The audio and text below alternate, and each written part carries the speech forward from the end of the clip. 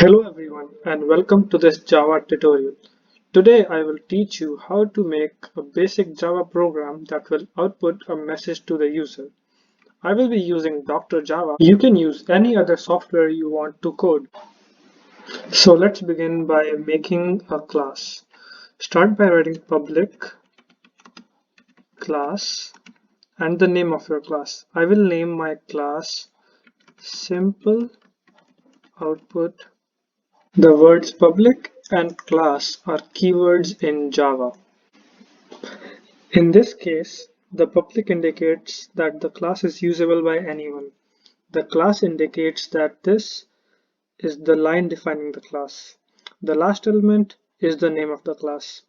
Classes in Java are named in accordance with a specific convention. This means that when you give a name to a class, it should follow certain rules. Using the conventions helps other programmers understand whether a name represents a class or some other elements in Java. Now we need to create a main method. To do that, write public static void main parentheses string with a capital S because Java is a case sensitive language, square brackets args close bracket,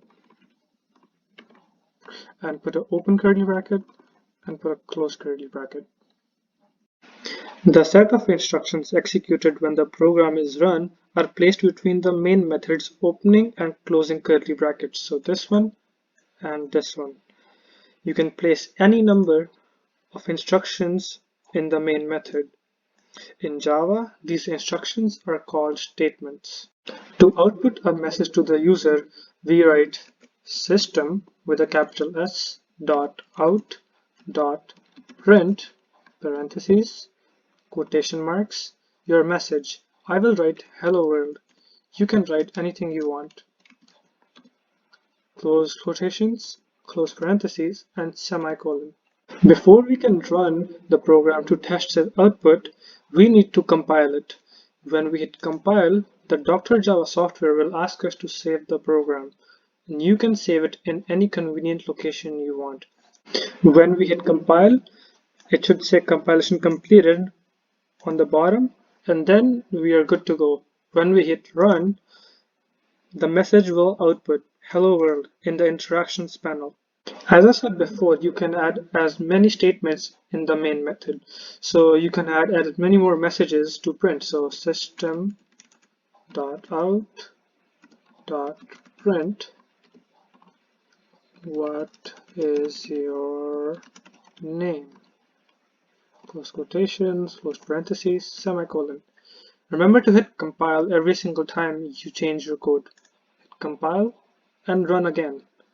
As you can see that the code is in the same line and has no spaces. One way to solve this problem is by changing the print to print ln. This means print to a new line. Compile your program again and run.